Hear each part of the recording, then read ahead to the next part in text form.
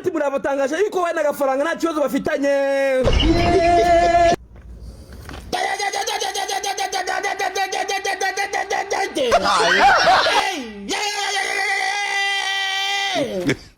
Aneti Murava mu buhanga bwe kabuhari wagaragaje ko abanyamakuru batangaje ko we n'agafaranga bafitanye ikibazo ari ibiwerewere n'amazimwe ibidorori ndetse n'ibiwinini. Ibi bikaba byaravuzwe n'itangazamakuru bivuga yuko umuntu bita Aneti Murava yaba yarashirishije umuntu bita agafaranga muri mabusa ndamuziza kumuhindanyamo ibintu bya shotokani na zaurama washize mu matwi akaziba. Nyamara Legende Aneti Murava yagiye kuri kamera avuga yuko we n'umugabo we bameranye neza. Ntangira gutekereza yuko turi kwihenda mu rurimi rw'ikirundi. N'abantu bafite ubwenge kabuhariwe twese dutekereza nk'ababizinesimani. Duhita dutekereza yuko umuntu bita agafaranga ashobora kuba adafunze. Yaba yibereye mu Burayi ari kurangura imyenda cyangwa yibereye mu birwa bya Maldives arimo aririra imbavu z'inkoko. Ariko amakuru tuyakuye neza. Usanga Legende arakitamira impungure muri gereza za Bugesera.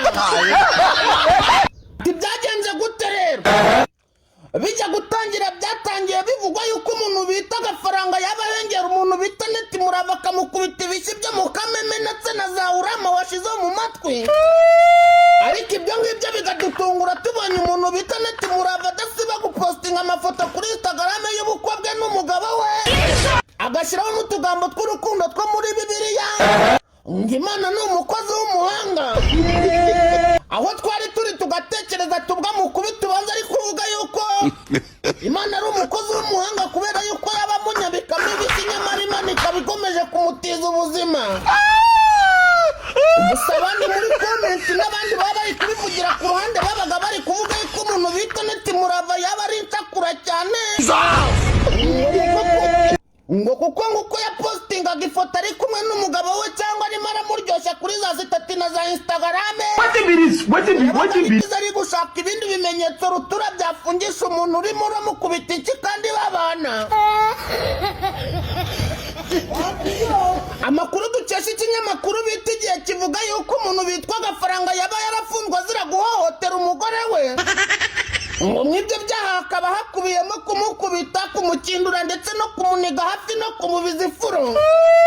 Ariko niba Aneti Murava aza kuri kamera akavuga yuko we n'umugabo we nta kibazo bafitanye, ubanza koko nta kibazo afitanye n'agafaranga, ahubwo ikibazo gifitanye n'inkize zaka umuriro.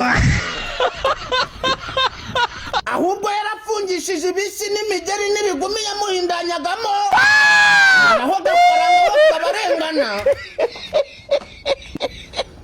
Ngo cyangwa twaketse yuko ibingibi byaba biri kuba bwaba ari uburyo bundi bushya bwa romance bwadutse.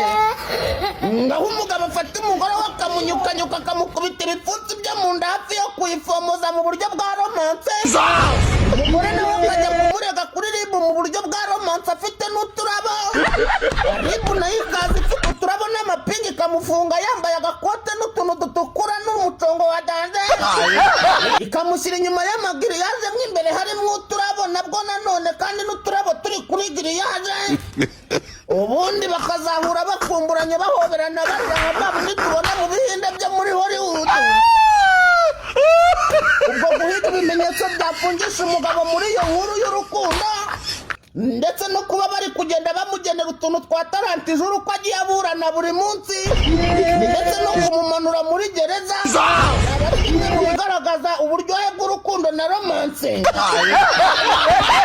Ubwo kandi bikaba bisobanuye yuko koko kuba ari kuvuga ko badafitanye ikibazo koko nta cyaba gihari.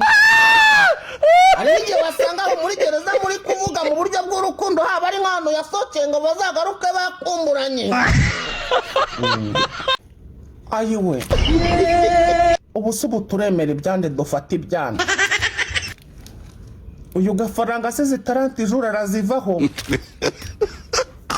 Ese koko we n'umugore we nta kibazo baba bafitanye izo za mawashigeri bavuga yamukubise yaba yarabirosa akahita ajya kumufungisha?